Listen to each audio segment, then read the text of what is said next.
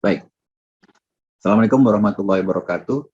Selamat pagi, salam sejahtera untuk kita semua yang saya hormati Dr. Umaysaroh, para mahasiswa yang saya hormati, saya cintai. Hari ini kita kembali membahas salah satu tema penting yang dimunculkan di mata kuliah Matematika 2. Jadi ini Matematika 2 ini kelanjutan dari Matematika 1 semester lalu. Isinya ini ya lebih advance ya dibandingkan Matematika 1. Kita telah mempelajari tentang integral, kita telah mempelajari tentang bilangan kompleks. Ya, tolong diingat-ingat lagi itu bilangan kompleks, nanti kalian ketemu secara signifikan di semua mata kuliah. Terutama semester depan mata kuliah rangkaian listrik 2. Kita juga minggu lalu bersama Bu Dr. Umaysaroh mempelajari tentang deret dan barisan. Di pertemuan 12, 13, 14 ini kita akan membahas tentang persamaan diferensial. Saya pertama-tama tentu nggak ingin terlalu dalam mengajari persamaan diferensial. Jadi kalian bisa ketemu di mata kuliah lain, bisa ketemu belajar sendiri. Ini persamaan diferensial ini mata kuliah yang komprehensif, yang besar, yang luas, dalam. Yang saya ajari nanti filosofinya, basicnya. Ada contoh-contoh perhitungan. Ada bukunya, dan bukunya itu banyak sekali. Di masa lalu ini masuk ke dalam mata kuliah matematika teknik namanya, tetapi sekarang sudah nggak ada matematika teknik. Jadi diintegrasikan di Matematika 2. Persamaan diferensial, contoh buku yang bukunya itu buku terbit tahun 2011, silahkan nanti bisa dicari, Perpus, atau di e-booknya Perpus, terbitan tahun 2011, edisi ke-10, jadi buku lama, ini orang hebat yang ngarang, Erwin Kreyszig. Bukunya itu tebal. Kalau punya buku tebal itu jangan semuanya dari awal sampai akhir dibaca, yang penting-penting aja. Dan bukunya itu penuh dengan aplikasi, hanya disebut engineering mathematics, matematika teknik. Ini saya ambil dari buku dia, ya. Oke, nah, jadi ada beberapa penerapan di sini, beberapanya aja udah banyak. Jadi ada beberapa aplikasi lapangan, ya, ini jangan terlalu dimasukin ke hati ya. Waduh, banyak banget gitu. Ya pelan-pelan. Saya juga nggak ingin membahas detail semuanya, ada beberapa hal yang saya bahas. Jadi di dalam masalah keteknikan, ya engineer, baik itu teknik elektro, ya, teknik elektro itu bidang kita yang juga sangat komprehensif ya. Kalau belajar elektro itu, nanti kapan-kapan kalian mungkin Pak Hafiz, Pak Eko akan adakan acara ya, cerita masing-masing bidang ilmu elektro. Banyak sekali. Jadi kalian bisa milih, saya mau jadi pakar ini Pak, saya mau jadi pakar itu Pak. Insya Allah nanti tanggal 22 Juni itu ada profesor dari Malaysia datang, ada 2 orang, ya satu dalam bidang telecommunication, satunya lagi dalam bidang renewable energy. Nah itu juga kalau sempat nanti kita bikin Zoom gitu, atau bikin acara yang datang ke kampus atau gimana lah, kita lihat. Nah, dia bisa cerita. Besok juga ada acara ya. Jadi elektro itu luar biasa aplikasinya. Kebetulan di gambar ini cuma satu, dikasih contoh. Jadi dari bukunya itu yang di sebelah kolom paling kanan baris tengah, ya itu rangkaian RLC. Ya. Kalian udah belajar sedikit-sedikit. Nah, kalian belajar lagi lebih detail, istilahnya itu transient. Itu menarik sekali transient. Jadi ketika kita switch on, switch off itu transient. Itu terjadi ketika misalnya pada sebuah jaringan listrik ya, yang ada di daerah kita ini ya, dari pembangkitnya entah di mana sana PLN punya, menuju ke gardu-gardunya, pembaginya sampai ke rumah kita, itu di kala normal itu namanya steady state. Di kala normal itu aman gitu, sinus yang anteng ya, kita bilangnya steady state. Kalau orang Betawi bilang anteng, tenang. Nah itu nggak seru kalau tenang gitu. Insinyur nggak diperlukan. Insinyur baru diperlukan pemikirannya dan actionnya ketika terjadi gangguan. Gangguan itu berupa misalnya ada koslet, ada, nah katakanlah ada halilintar yang menyambar, atau ada tiba-tiba ada banjir di mana gitu ya, atau ada kerusakan di sana situ, nah terjadi transient. Nah transient itu harus kita amati supaya tidak merusak. Ya, nah itu persamaan diferensial itu akan memainkan peranan penting. Jadi di sini nih ada LRC. Nah, aplikasi lain, aplikasi mesin ya di sini Fluida juga menarik Fluida ini. Ini aplikasi apa namanya nih, mekanik juga ya. Ini aplikasi sound ya, voice, ini juga sebetulnya ilmu elektro sebagian itu. Tentang kalian bisa belajar juga bagaimana perambatan suara ya di dalam air, di udara, sound system, bagaimana kalian merancang katakanlah dari mulai sound, speakernya, mikrofonnya sampai dengan ruangan yang bagus ya, yang bagus bisa tidak ada isu, itu juga bagian dari elektro juga sebetulnya. Nah ini ada beberapa hal lain ya, mekanik juga mungkin sipil, teknik sipil, deformation, jembatan kalau kita lewati banyak orang gimana. Dan bahkan juga sebelah bawah ini ada aplikasi kaitan dengan barangkali namanya ekologi, ya, bagaimana antara antara ini namanya prey ya, korban yang dimangsa, ini predator pemangsa, bagaimana hubungannya itu ternyata bisa digambarkan secara matematik. Secara keseluruhan, setiap kejadian alam, kita bilangnya physical system, kejadian alam, baik kejadian alam benar-benar natural ataupun buatan manusia, ini rata-rata buatan manusia semua kecuali yang ini, itu bisa kita modelkan secara matematik, dan harus dimodelkan secara matematik. Jadi kita tidak benar-benar hanya lapangan aja. Kita modelkan dan kita solusikan secara matematik. Nanti contohnya ada beberapa, terutama di bidang kita ini. Dan setelah solusinya ada, maka kita akan lakukan interpretasi. Kita diskusikan, kita analisa, kita komentari. Dan setelah kita sangat paham, tentu kita akan ambil kesimpulan. Ya. Jadi ini perjalanan seorang insinyur. Kalau orang lapangan tuh langsung interpretasi, langsung interpretasi, dan ini apa adanya biasanya. Jembatannya rubuh, ya apa adanya itu langsung. Tapi kita ingin justru menginterpretasikan setelah melewati urut-urutan ini. Di lapangan alam kita akan modelkan.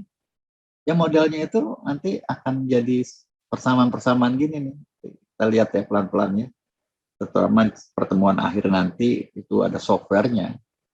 Di software akan membantu kita. Ya, ini kita di kelas, kita di ruangan kuliah. Beberapa hal itu kita mungkin hanya pakai kalkulator ya. Walaupun kalau udah tugas-tugas yang modern itu pakai komputer. Ya. Karena kalkulator nggak sanggup. Kepala kita nggak sanggup. Jadi pakai simulasi, silakan nanti kalian mau pakai MATLAB, pakai Python, pakai Octave ya. Octave itu versi gratisnya MATLAB. Tapi MATLAB saya lihat juga sudah murah kok harganya, jadi 300.000 kalau nggak salah ya buat mahasiswa. Itu bisa, itu ini apa namanya license ya, itu bisa kita manfaatkan. Oke. Ini beberapa contoh. Nah, di perkuliahan hari ini saya akan membahas solusinya tentunya ya. Setelah kita modeling, kita solusi secara matematik, maka kita akan dapat hasil dan kita bisa cerita-cerita dengan gambar dan sebagainya. Hari ini ada 3 pendekatan. Ya. Saya punya persamaan diferensial, nah itu masalahnya ya. Jadi persamaan diferensial ini katakanlah yang ini semua nih, di atas ini. Nah ini udah susah ini. Kalau ini minggu depan kita bahas. Hari ini kita hanya membahas yang lebih sederhana, yang kita bilangnya persamaan diferensial ordo pertama, turunannya 1. Jadi ketika kita punya model matematik, ya, nah kita solusikan. Jadi kita hanya dari yang tengah ini ke bawah. Sorry, yang tengah ini ke yang ini, ya. Kita akan ke situ. Ada 3 metode, karena ini dianggap representatif, ya kalau metodenya mungkin ada banyak.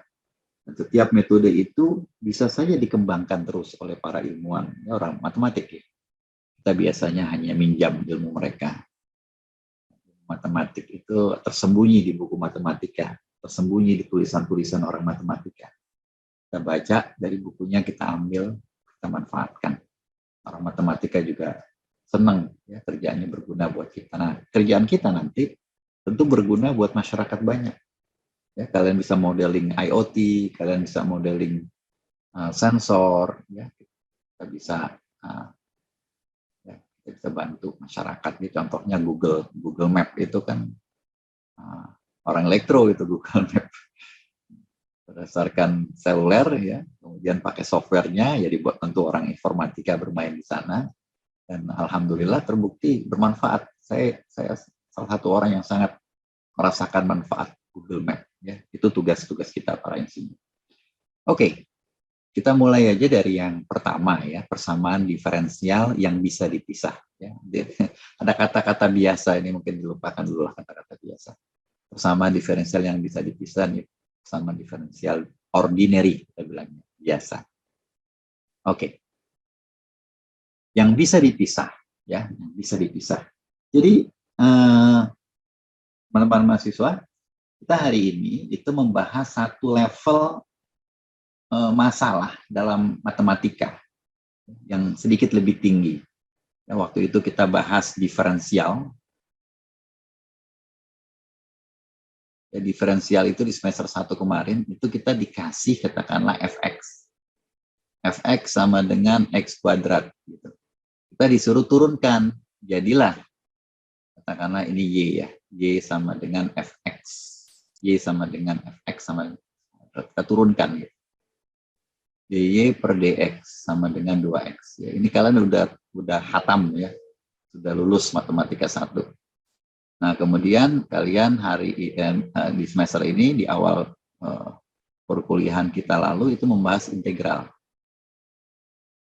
Jadi ini lawan dari diferensial itu biasanya kita kasih tanda yang dipakai digunakan oleh Leibniz ya, oleh Newton, integral gitu, integral fx dx, baik yang definite ataupun indefinite.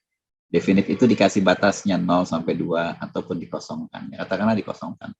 Jadi saya integralkan di sini, integral 2x dx. Nah, itu hasilnya x kuadrat ya. Sama balik jadi. Tapi biasanya ditambahkan c kalau indefinite. Ada konstanta nih yang kita tidak tahu berapa. Ya, kalau kalian turunkan.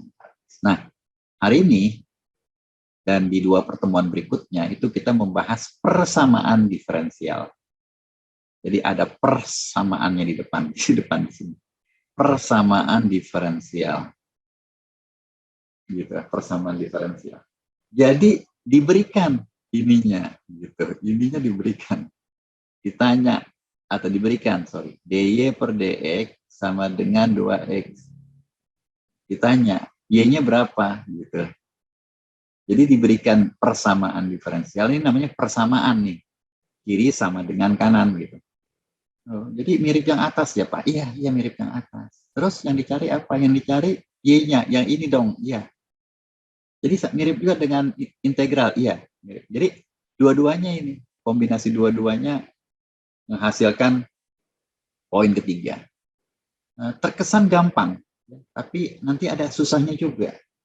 Terkesan sangat susah, tapi kalau kita ikuti step by step metode-metode yang diajarkan oleh orang matematika, ternyata ada bagian-bagian yang kita bisa pahami. Ya.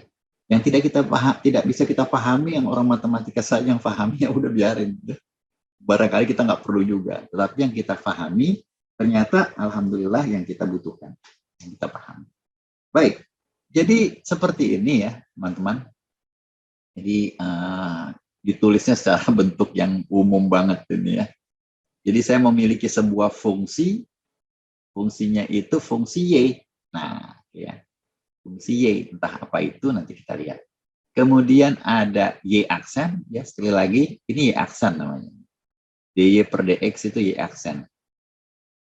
Karena satu-satunya variabel dari y adalah x, jadi y aksen sama dengan dy per dx. Sama dengan fx. Ya, jadi kalian bisa lihat di sini, jangan bingung, inti dari penulisan ini adalah saya memiliki dy per dx di suatu tempat. Oke, itu satu poin.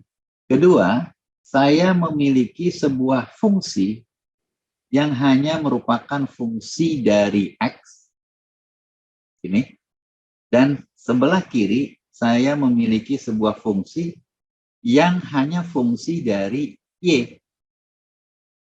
Gitu. Inilah yang nanti kita bisa bilang separable, bisa dipisah, separable. Ya. Nah, gimana bisa dipisah? Bisa dipisah sebagai berikut. Ya, jadi sekali lagi ini kita akan integralkan. Ya. Ini gampangnya gitu ya, gampangnya. Sisi kiri sama dengan sisi kanan. Ya. Sisi kiri sama dengan sisi kanan. G, Y, ini sorry ya, saya tulis aja langsung dy per dx ya. Sama dengan sisi kanan. Gitu ya. Saya ganti aja langsung y aksennya dengan dy per dx, biar kalian bisa langsung.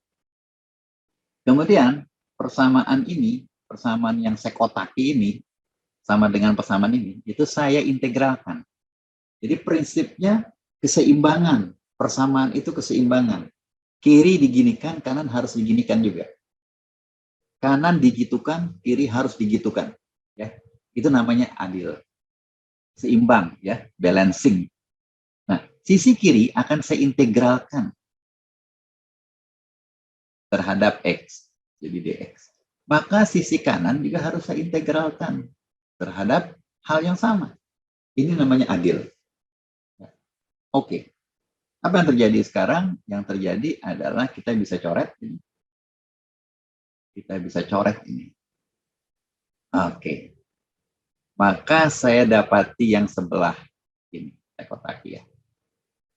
Oke. Mau ditambahin C-nya juga boleh. Enggak juga boleh karena kita belum mengintegralkan. Ya, walaupun juga boleh ditambahkan C karena kalau kita turunkan, dia otomatis akan nol nih yang ini.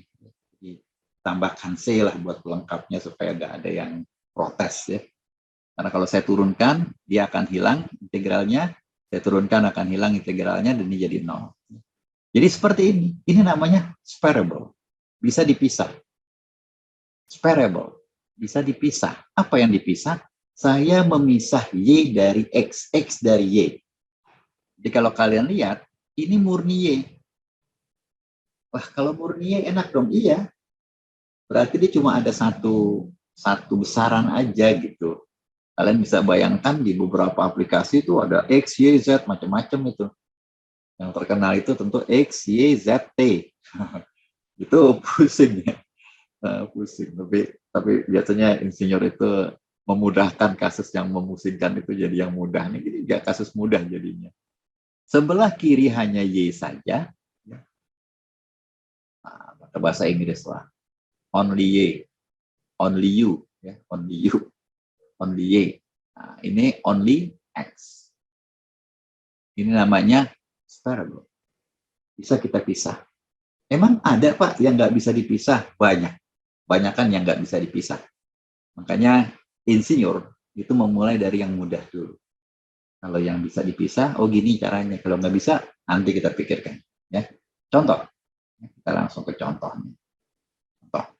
Diberikan, nah ini saya langsung aja ngomongnya. dy per dx. Ya. dy per dx. Jadi biar enggak. dy per dx. Sama dengan 1 ditambah y kuadrat. Waduh. Susah ya. Kalau tadi saya kasih contoh gampang nih. Saya kasih contoh di sini gampang. dy per dx sama dengan 2x. Ini juga separable ini, karena bisa dipisah. Ya, karena gampang tadi. Ya kalau ini kan ya kemarin dulu ya, yang gampang dulu. Yang gampang dulu. Jadi ini separable, karena dari sini ya, kita bisa pisah. dy sendirian, ya, karena y-nya di sebelah kiri sendirian. Nah, dx-nya bawa ke kanan gitu ya, saya kalikan istilahnya. 2x dx ini variable ya, udah kelihatan ini only y, ini only x. Nah ini gimana, sama aja. Sekarang saya akan bawa dia y1 tambah y kuadratnya ke kiri ya. Jadi kalau kita bilangnya gini, kalikan sisi kanan dengan 1 ditambah y kuadrat, bukan kalikan, bagi sisi sebelah kanan dengan 1 tambah y kuadrat, bagi sisi kiri dengan 1 ditambah y kuadrat. Maka kalau dibagi, dia akan hilang gitu. Ya, ini akan ada di bawah kayak gini. Kemudian dikalikan dengan dx sebelah kanan, kalikan dengan dx sebelah kiri gitu. Berarti dx-nya dipindahkan kanan. Ya, jadi kalian dapati ini. Ya, kalau waktu kita SD dulu diajarinnya gampang aja, pindahkan 1 tambah y kuadrat ke bawah, pindahkan dx ke atas gitu. Ya, itu kadang-kadang salah kita. Tapi kalau kalian pakai kalikan dx di sebelah kanan, kalikan dx sebelah kiri, maka dx yang ini akan hilang, akan muncul dx di sini. Bagi sisi kanan dengan 1 tambah y kuadrat, ya kalau kalian bagi, ini bagi 1 tambah y kuadrat, bagi dengan 1 tambah y kuadrat, ini akan hilang jadi 1. Jadi 1 tambah y kuadratnya ada di kiri. Ya, jadi begini ketemunya. Jadi pindah-pindah itu sebenarnya konsep yang salah, cuma biar cepat kita dulu begitu. Sebetulnya konsep salah karena seringkali kita salah pindahin, yang dipindahin y-nya doang misalnya, itu salah. Oke, jadi dari sini ke sana itu konsep keadilan. Ya, tetap kita memiliki yang namanya sama dengan ini, konsep keseimbangan. Oke, kalian lihat dengan jelas sekali di sini only y di sini dan di sini only x. Berarti separable, bisa dipisah. Ya, oke. Nextnya gimana? Integralkan kiri kanan. Integralkan kiri kanan, seintegralkan. Nah, ini kebetulan diintegralkannya beda, tapi diintegralkan ya. Diintegralkan sebelah kiri. Nah, ini integral ini kalian harus baca lagi tabel waktu itu tuh. Lupa, tabel 8.1 kayaknya lupa saya. Ini 8.1, nomor berapa lupa saya. Ada ya, di pertemuan kedua, ya dibuka lagi ya. Kalian udah punya PDF-nya, kalian punya videonya, kalian buka. Saya lupa nomornya, tapi di tabel 8.1 kalau nggak salah, di pertemuan kedua. Karena dari buku Thomas itu di bab 8. Jadi integral dy per 1 tambah y kuadrat itu sama dengan arcus tangen y. Ini hasilnya. Di situ tertulisnya dx per 1 tambah x kuadrat. Ya, kalian fleksibel. Insinyur itu berpikirnya dia mau x, dia mau s, dia mau t, dia mau r, dia mau apapun, di situ simbolnya itu hanya simbol, hanya variabel, symbol of a variable. Jadi hasilnya arcus tangen y atau seringkali disebut tangen inverse, ya, atau sering disebut tangen inverse, tangen inverse y, ya, tangen pangkat -1, tangen inverse y. Sisi sebelah kanan lebih mudah lagi ya. Sisi sebelah kanan kalian dapati x, ya. Ditambah c, jangan lupa. Ya, nanti ini akan kita pastikan dengan nilai batas. Nanti ya, mudah-mudahan ada contohnya. Jadi kalian dapat nih, kalau mau tulis y sama dengan, ya tentu tangen inverse-nya ini harus ditangenkan. Jadi tangen dari tangen inverse artinya argumennya, jadi y sama dengan. Ya. Jadi kita tangenkan ini, sisi sebelah kiri kita tangenkan, sisi sebelah kanan kita tangenkan. Itu konsep keadilannya.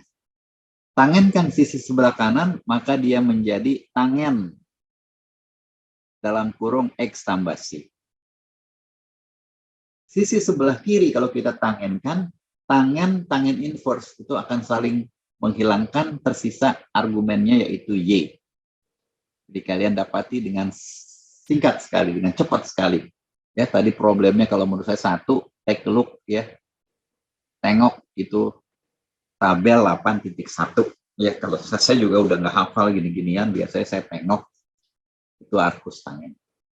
Itu contoh pertama. Langsung lanjut contoh kedua. Jadi contoh pertama mudah sekali, contoh kedua dipersulit. Nanti contoh ketiga lebih susah lagi, ya. Jadi kalian belajar pelan-pelan.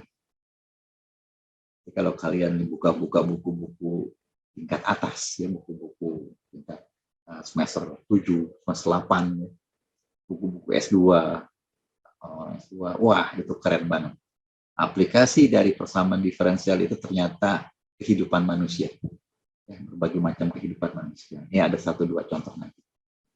Baik, hitunglah Y aksen, ya, sekali lagi, ini langsung aja ya, saya ganti. Hitunglah dy per dx, Y aksen, sama dengan minus 2xy. Ya, jadi yang ini. Separasi dan integrasi habis ini. Separasi, ya ini kebetulan soalnya masih bisa kita separasi. Separasi, jadi memang banyak juga kejadian alam itu ternyata bisa kita di bahasanya ya kita modeling, ya modeling itu artinya kita permudah sebetulnya. Kita buat modelnya ya, model mobil-mobilan itu tentu lebih mudah dibandingkan mobil sebenarnya. Model pesawat terbang itu lebih mudah. Ini model alam kita buat lebih mudah. Ini dipisahkan dengan cara yang mudah sekali. Jadi bahasanya itu di sini nanti ya. Sisi sebelah kanan akan saya bagi dengan Y, maka sisi sebelah kiri akan saya bagi juga dengan Y. Sisi sebelah kanan akan saya kalikan dengan DX, sisi sebelah kiri akan saya kalikan dengan DX. Jadi ini akan hilang, DX akan muncul di sini. Sorry, saya pakai warna lain biar kelihatan. Jadi dengan saya kalikan sisi kanan sisi kiri dengan DX akan jadi begini. Saya bagi sisi sebelah kanan dengan Y, dia akan hilang di sini, dia akan kemari. Nah, sorry, seperti Y. Ya. Oke, jadi tersisa DY per Y sama dengan minus 2X DX. Yang ini ya. Kalian dapetin itu sisi sebelah kiri only Y, sisi sebelah kanan only X. Integral.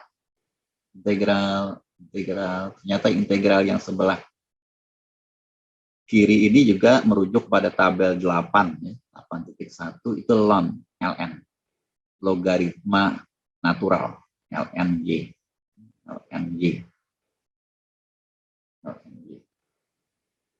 Bisa dilihat loh, kita dapatnya begitu, turunannya ada. Sama dengan sisi sebelah kiri itu minus X kuadrat, ya, karena di sini ada X pangkat 1, tentu dia naik jadi 2. Ya, 2 di sini hilang, ya tinggal dibalikin lagi jadi diferensial. Ditambah konstanta, ya saya gunakan konstanta di sini K, kalian gunakan yang lain juga boleh. Ya, ini hasil akhirnya yang tentunya bisa kita sederhanakan lagi untuk mendapatkan Y sama dengan. Ya gimana caranya? Gimana ln supaya hilang? Tadi tangen inverse hilang jadi tangen, kita kalikan dengan tangen. Ya, pangkat kita hilangkan dengan akar, akar kita hilangkan dengan pangkat. Kalau ln hilangnya dengan apa? Sisi sebelah kanan kita akan pangkatkan dengan E. E pangkat sebelah kanan sama dengan E pangkat sebelah kiri. Nah, ini keadilan. Jadi kalau kalian ambil E pangkat ln, nah itu dia akan kemari. Jadi Y sama dengan. Ya. Jadi Y sama dengan. Nah yang sebelah kanan itu kalau kita pangkatkan jadi E pangkat minus X kuadrat, ya, ditambah K, itu sebetulnya bisa dipisah lagi jadi E pangkat K. Nah ini saya ganti jadi konstanta. Oke, ya, saya ganti jadi konstanta.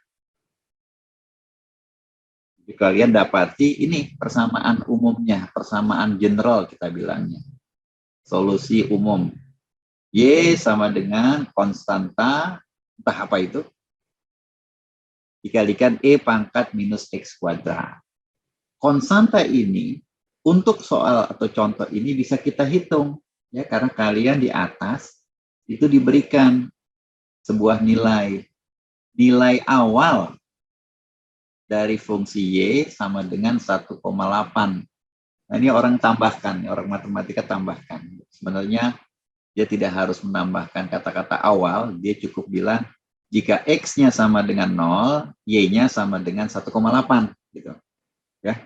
Jika X-nya sama dengan 0, jika X-nya ini sama dengan 0, maka Y-nya sama dengan 1,8. Itu dia bilang begitu. Tapi ditambahkan kata-kata nilai awal, karena kita sudah mulai akan membahas problem lapangan di awal dan di akhir nanti. Kadang-kadang di tengah. Ya.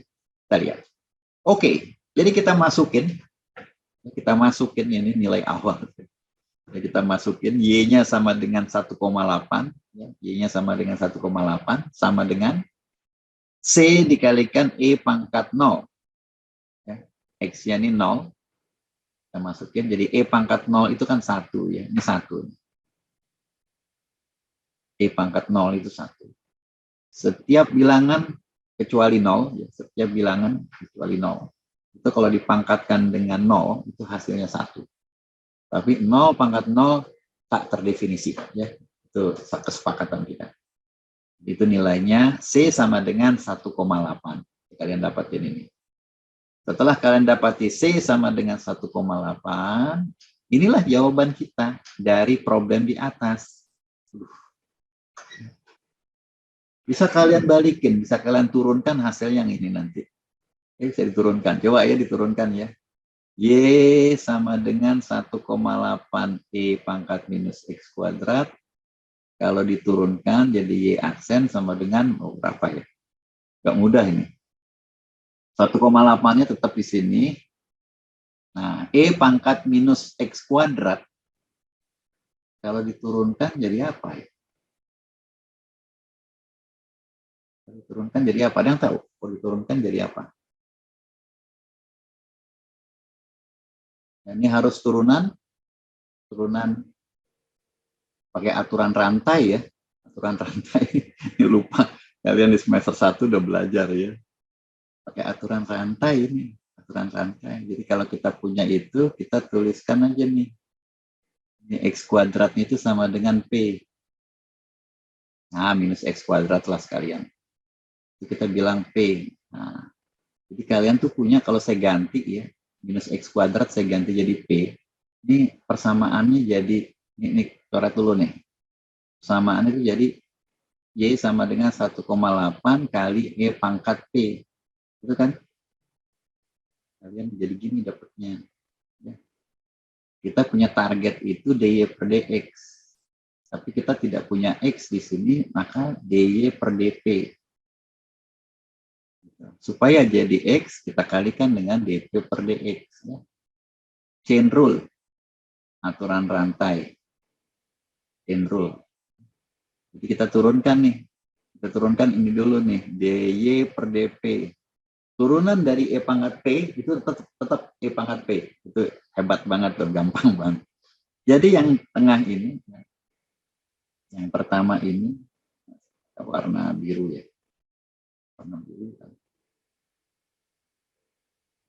Warna biru. Yang ini tuh turunannya DY per DP itu sama dengan 1,8 kali E pangkat P. Sama dong Pak? Iya sama. Turunannya sama. Karena E pangkat P itu diturunkan E pangkat P. Oke. Nah, kemudian yang satunya lagi kita lihat ya. Kita lihat. Ini ya. DP per DX. Mana DP per DX? Ini kita lihat. P sama dengan minus X kuadrat. DP per DX-nya artinya turunan dia. Turunan dia ini berapa? Minus 2X. Nah, akan gampang ya. Jadi gampang. Oke, nah yang terakhir supaya kita cek, wah dia sama Pak. Ternyata iya memang sama. Ini itu ternyata tadi sama dengan Y. Ya. Jadi kalau persamaan yang tadi kita ganti dari kiri ya. Y aksen, yang kiri Y per DX-nya ini Y aksen. Sama dengan yang barusan saya tulis ini Y. Dan yang belakang ini min 2X. Ketemu lagi dengan soalnya. Kita bisa cek ya kerjaan kita benar apa enggak. Oke, terakhir di sini kita gambarkan gambar yang indah sekali, kurva Gauss namanya nih ya, dan kelihatan di sini kurva Gauss. Ini minus x kuadrat itu kurva Gauss. Kita sering bahas ini kalau membahas misalnya kejadian-kejadian statistik yang jumlahnya banyak sekali. Ya, misalnya noise di wireless system, ya noise di rangkaian elektronik, kejadian-kejadian alam, bahkan kurva Gauss juga sering dipakai untuk quick count, untuk menghitung pemilu. Kurva Gauss adalah kurva ya, salah satu kurva yang sering dipakai. Tengahnya ini titik ini itu maksimalnya, dan mengecil dengan berbentuk apa namanya trompet kali ya, kadang-kadang dibilang bell shape, berbentuk bell shape curve, kurva Gauss ditemukan oleh Friedrich Gauss, salah satu orang jenius matematika. Oke, contoh kedua kita lalui dengan agak panjang, tetapi sangat inspired ya. Mudah-mudahan perjalanannya ini dari soal contoh menuju ke gambar. Contoh nomor 3, ini lebih